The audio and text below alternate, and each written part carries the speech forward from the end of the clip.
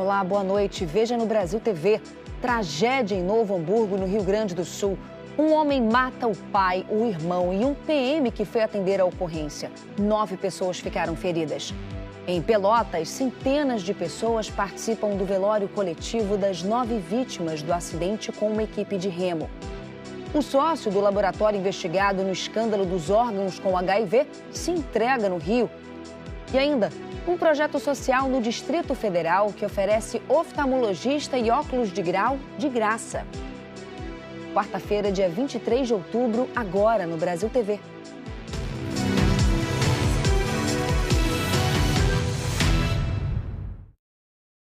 Um homem abriu fogo contra a polícia militar e contra os próprios parentes na madrugada dessa quarta-feira em Novo Hamburgo, na região metropolitana de Porto Alegre.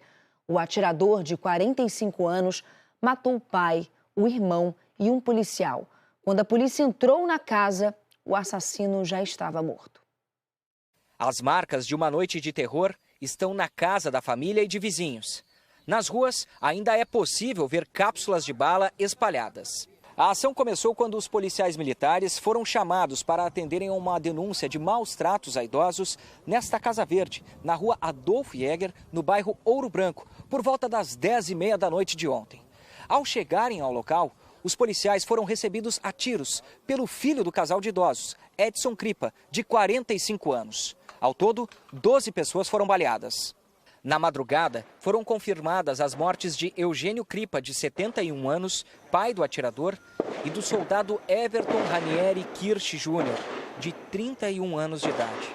Os feridos foram levados para hospitais em Novo Hamburgo e São Leopoldo. Dentre eles, 6 policiais militares e um agente da Guarda Municipal. No início da manhã, a Brigada Militar confirmou a morte de Everton Luciano Kripa, de 49 anos, irmão do atirador. Os tiros continuaram por toda a madrugada. Pouco antes das 6 da manhã, o repórter Léo Bartz registrou um confronto ao vivo. Agora, Kovalik. Durante o cerco, a brigada tentou contato com o suspeito várias vezes. 2 drones chegaram a ser utilizados, mas foram abatidos pelo atirador. Pouco depois das 8h30, os policiais invadiram a casa e encontraram Edson sem vida. Após a tentativa de negociação, conversa, aproximação, em nenhum momento ele foi receptivo. Conseguimos encontrar alguns contatos, número de telefone que seriam dele. Tentamos contato via telefone, também não foi possível esse contato por telefone. E todo momento que se tentava uma interação para resolver a ocorrência da melhor forma possível, se começavam novos disparos. Agora, no início da manhã, finalizar a ocorrência, conseguimos verificar que ele estava caído no interior da residência. Uma equipe do BOP entrou na residência, fez uma varredura e após não haver resposta mais do agressor, foi acionada a equipe da SAMU, que entrou e confirmou o óbito então dele. Segundo as investigações, não havia informação de histórico de violência de Edson contra os pais. As vítimas do atirador ainda estão internadas em hospitais da região de Novo Hamburgo. Entre elas, a mãe e a cunhada dele. A Carolina Guaidas esteve pela manhã num dos hospitais e tem mais informações sobre os feridos. Nós estamos aqui em frente ao Hospital Municipal de Novo Hamburgo, para onde foram trazidos 3 policiais militares que foram atingidos por esses disparos. Foram 6 PMs baleados, então 3 já tiveram alta e 2 permanecem aqui nessa instituição, internados em estado grave. Um PM de 31 anos, o outro policial militar de 26 anos. Uma policial aguarda a transferência para um hospital da Brigada Militar.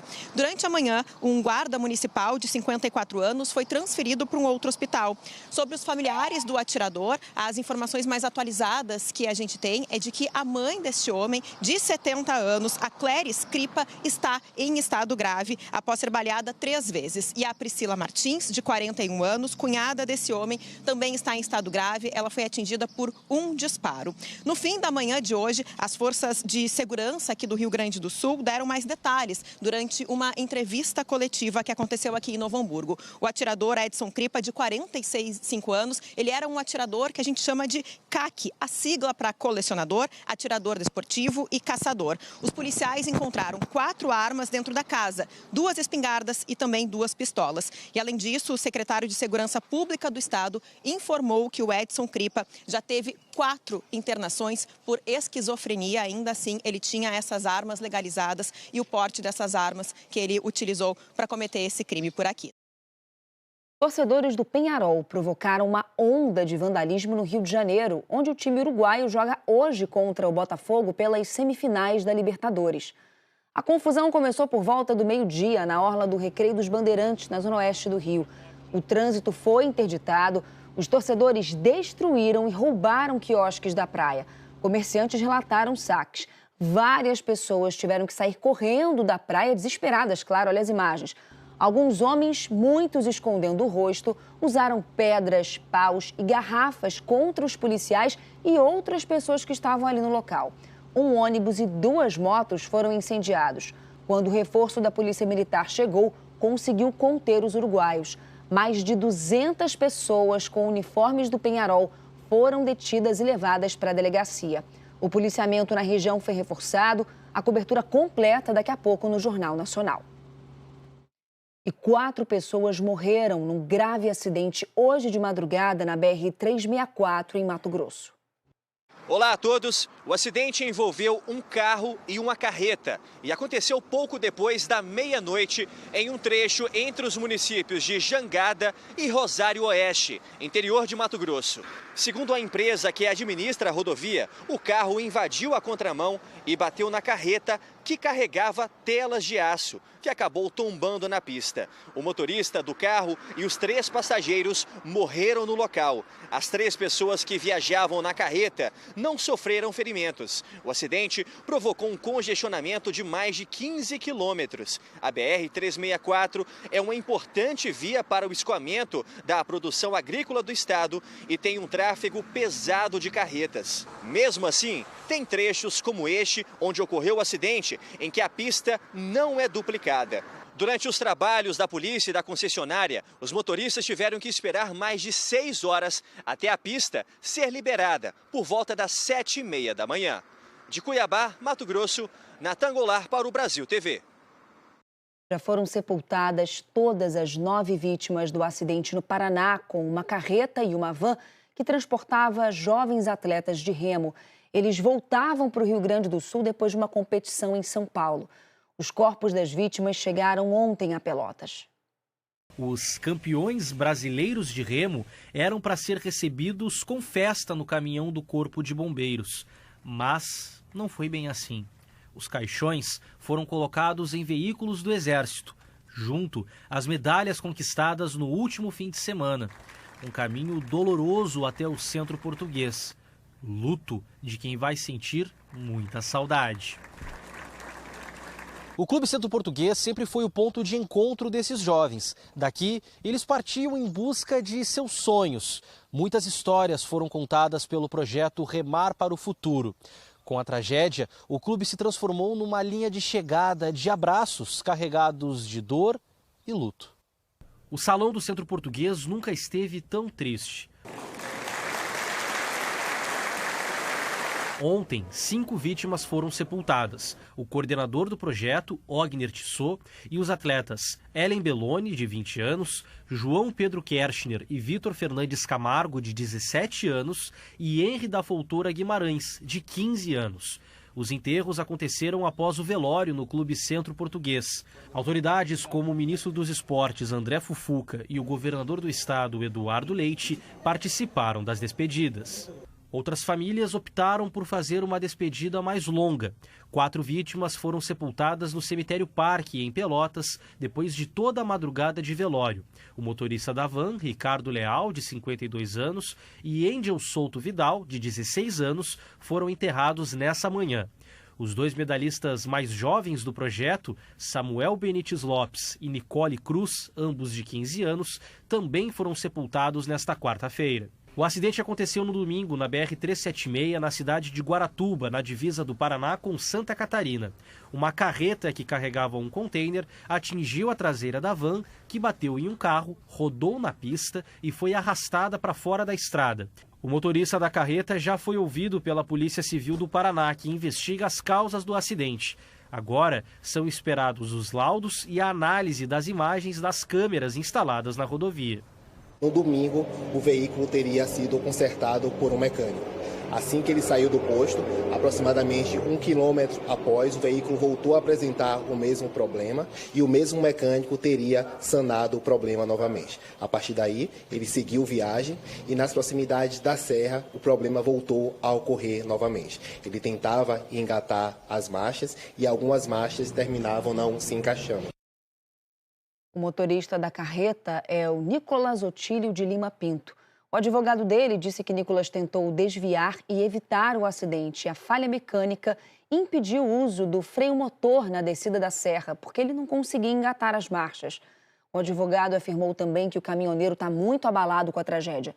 Nos próximos dias, a polícia deve ouvir o mecânico que fez os reparos no caminhão. Estão presos os 6 réus do caso da infecção por HIV de pacientes transplantados no Rio. A denúncia apresentada pelo Ministério Público foi aceita pela Justiça, que determinou a prisão de Matheus Vieira, um dos sócios do laboratório PCS Saleme. Ele se entregou à polícia hoje de manhã.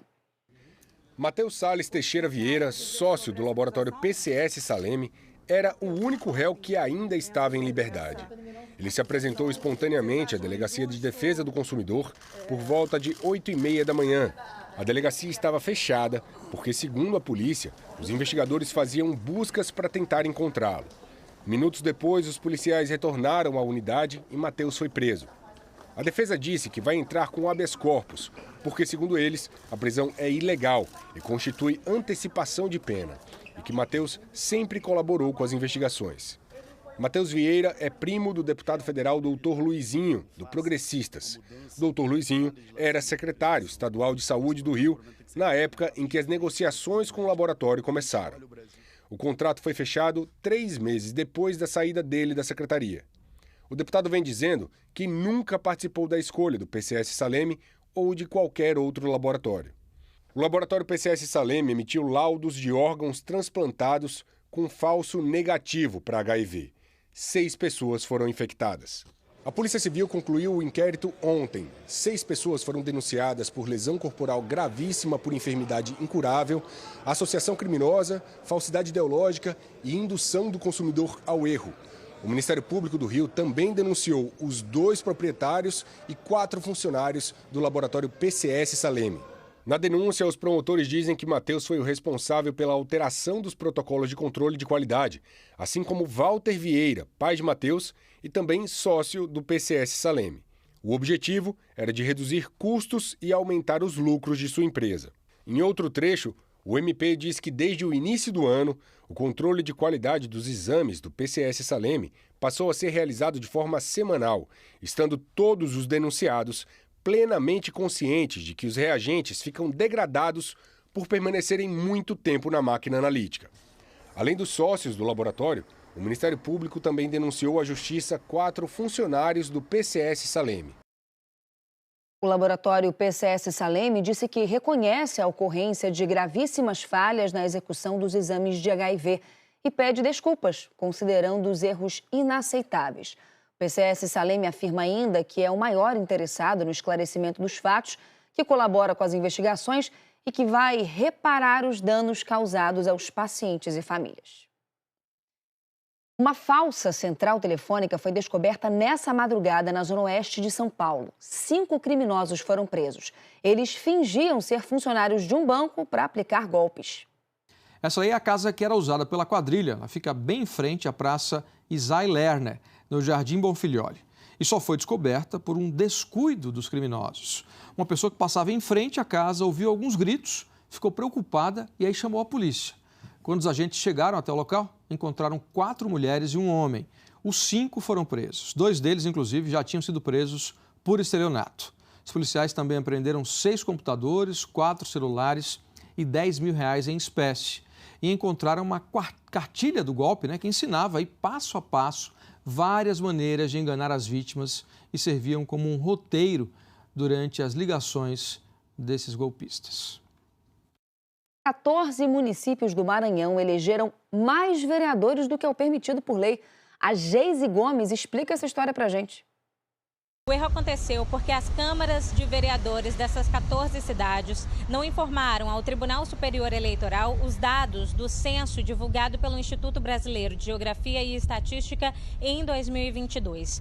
O número de vereadores das cidades é definido a partir do número de habitantes. Nessas 14 cidades maranhenses, o número de habitantes diminuiu, mas como eles não informaram ao Tribunal Superior Eleitoral que isso aconteceu, a Justiça acabou elegendo mais vereadores do que deveria para essas cidades. Em 19 cidades no Maranhão, houve redução da população no último censo. Com isso, a quantidade de vereadores nas câmaras também deveria diminuir. 5 dessas cidades repassaram as informações do censo para a Justiça Eleitoral e elegeram o número correto de vereadores. 14 delas não repassaram as informações e elegeram mais vereadores do que deveriam. De São Luís, Geise Gomes para o Brasil TV. A Polícia Federal do Acre prendeu um suposto líder de um esquema que gerou um dano ambiental de 138 milhões de reais. O Jardel Angelim tem as informações. O homem apontado como líder de uma rede criminosa de desmatamentos e queimadas na região sul do Amazonas foi preso em um condomínio de luxo em Campinas, interior de São Paulo. 10 mandados judiciais foram cumpridos contra alvos localizados nos estados do Amazonas e São Paulo. A Operação Dracares, deflagrada pela Polícia Federal do Acre, investiga desmatamentos e queimadas ilegais nos municípios de Boca do Acre e Pauini, no estado do Amazonas. A suspeita é que o esquema tenha gerado danos ambientais estimados em 138 milhões de reais. O homem preso é apontado pela Polícia Federal como o principal financiador e articulador das operações ilegais. De acordo com a PF, o alvo é investigado por desmatar, provocar incêndios, impedir a regeneração da vegetação, além de falsidade ideológica e associação criminosa. O esquema causou desmatamentos que suprimiram 1.672 hectares de floresta nativa, situada em gleba pública federal, além de queimadas que atingiram 2.368 hectares. A análise de imagens de satélite revelou que as queimadas na área devastada contribuíram para as emissões que formaram as densas nuvens de fumaça que afetaram a qualidade do ar em vastas regiões da Amazônia, especialmente entre os meses de setembro e outubro de 2024. Eu volto com você. O fogo continua na terra indígena Alto Turiaçu, no Maranhão. Há 20 dias, indígenas tentam controlar os focos de incêndio que já destruíram, segundo o Corpo de Bombeiros, 25 mil hectares. O trabalho dos brigadistas ameniza a situação do incêndio, mas são tantos focos espalhados por uma área muito grande que chega a parecer que só uma chuva forte para acabar de vez com o fogo. As equipes que chegaram no fim de semana para ajudar os indígenas trouxeram novos equipamentos, como bombas costeiras com capacidade para 20 litros. Mas a água tem que ser economizada ao máximo, pois a fonte mais próxima fica no mínimo 15 quilômetros. Para agilizar o trabalho, os homens não estão voltando para a aldeia, nem para comer e nem dormir. Estão acampando no meio da mata. O incêndio avança pela terra indígena Alto Turiaçu há mais de 20 dias. Segundo o Corpo de Bombeiros, já foram queimados cerca de 25 mil hectares. Até sábado, apenas indígenas lutavam contra as chamas. No domingo, chegaram bombeiros e homens do Ibama. Além das bombas costeiras, os bombeiros entregaram outros equipamentos aos indígenas: abafadores, máscaras, luvas e óculos de proteção. Além de 2 etnias indígenas, a Aguajá e Caapó, a reserva Alto Turiaçu abriga centenas de espécies de animais, entre elas a arajuba, seriamente ameaçada de extinção. Só existem exemplares aqui nesta parte do Maranhão e no Pará. De Santa Inês, Jane Mendes para o Brasil TV. A seguir, crianças em tratamento no Instituto de Medicina Integral do Recife vão ao cinema e a gente conta como foi essa manhã de recreação. É já já.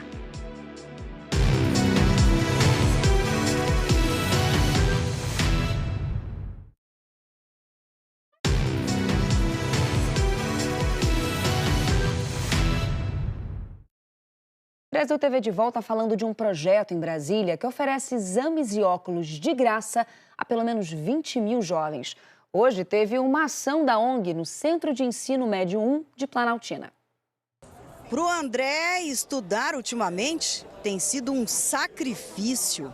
Sinto muita dor de cabeça pelo fato de eu não conseguir enxergar e me atrapalha em tudo. De jogar bola, eu não consigo ver a bola de longe. Quando eu sento atrás, que geralmente eu sento atrás, eu não consigo ver o quadro. E tá aí o motivo disso tudo. Problema na visão.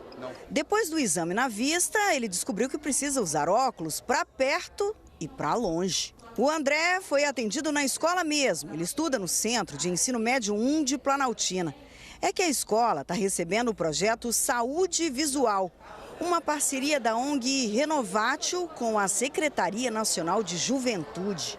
Aqui na escola, todos os estudantes podem participar. Foi montada uma estrutura onde eles passam por uma triagem, por uma consulta e também por exames. E se for preciso, aí eles tiram uma medida para receber os óculos. E é tudo de graça. Só que tem um detalhe, para participar do projeto precisa ter entre 15 e 29 anos. Só que não precisa ser estudante, não.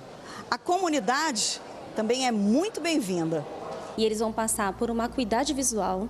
Posteriormente, os que tiverem mais dificuldade vão para a dilatação de pupila. Então, dilata a pupila e passa por todos os exames do fundo de olho para ver como é que está a saúde desse olho lá escondidinho. O óculos é caro, né? Então, por isso que a gente está dentro da comunidade. Por vezes, a pessoa vai numa consulta, consegue até uma consulta pelo SUS, mas não tem condições de fazer o óculos. A previsão é de que os óculos prontos cheguem à escola no prazo de 1 mês. O André já escolheu os óculos novos dele e até tirou onda. E aí, gostou? Agora eu fiquei bonito, gostei muito. Mais bonito, né? É, sim. Muito bom. Ter momentos de diversão é parte importante para manter a saúde da mente e do corpo. Ajuda na imunidade, alivia o estresse da rotina e deixa a vida bem mais leve, é o que dizem os especialistas. No Recife, crianças internadas no hospital do IMIP tiveram hoje uma manhã bem diferente da rotina de tratamentos médicos. Foi um momento super divertido e inesquecível para algumas delas. Na chegada ao shopping, a turminha estava na maior expectativa. Era a primeira vez de Sofia num cinema. Imagina só o quanto ela estava curiosa. Eu tô achando que vai ter o Divertidamente 2, porque eu quero muito assistir para ver o que vai acontecer. E tem Divertidamente novo já. Tem a inveja, a vergonha, a ansiedade e o tédio. Eu tô muito feliz. Pedro ficou sabendo da programação por um amigo. Estava interessado tanto no filme quanto em outras delícias que um passeio assim proporciona. Assistir e comer a pipoca. E é claro que não podia faltar a pipoca numa sessão de cinema. No rostinho das crianças tinha muita alegria. Satisfação também para quem ajudou a proporcionar esse momento. Sinto muito orgulhoso, né? E satisfatório, né? De estar aqui ajudando eles e poder ajudar essas crianças ainda. Cerca de 20 crianças participaram. São meninos e meninas entre 5 e 13 anos de idade que estão fazendo tratamento ou estão internadas no IMIP. Foram liberadas para participar desse momento em comemoração ao Dia das Crianças. Uma equipe de enfermagem acompanhou o grupo. A iniciativa tem consequências muito positivas no bem-estar de todos eles. É uma grande oportunidade da gente diminuir a tensão que está envolvida no internamento hospitalar, né? A gente sabe que acima do tratamento medicamentoso, do diagnóstico, a gente tem que cuidar da criança e da família que está dentro do hospital. E esse cuidado envolve também o bem-estar emocional da criança. Então é muito importante essa iniciativa. Quando entraram na sala, a reação foi linda. Não é apenas pelo filme, só em entrar numa sala de cinema, sentir esse clima gostoso, essa atmosfera, deixou a meninada na maior empolgação. E teve gente que ficou surpreso com o que encontrou aqui dentro. Esther vibrou e viu que era bem diferente do que estava imaginando. Passava assim na minha cabeça uns bancos e uma telinha pequenininha. Bem pequenininha. Aí agora, como eu vi o telão grandão e um montão de cadeiras. Então, finalmente você conheceu um cinema. Eu conheci um cinema e gostei muito. A mãe disse que foi muito significativo trazer a filha. Eu já tinha vindo no cinema, já a segunda vez, né, com essa, e foi emocionante, né, trazer ela. Ela estava muito feliz quando a gente recebeu a notícia que vinha, e a minha alegria é ver ela feliz. O filme que assistiram foi Robô Selvagem, uma animação. A sessão foi exclusiva para eles, e cada um alimentou sonhos e fantasias que vão levar para toda a vida. O Brasil TV fica por aqui. Outras notícias no Jornal Nacional, que hoje é um pouquinho mais cedo, às 8 da noite, hora de Brasília. Ótima noite para você e até amanhã. Tchau, tchau.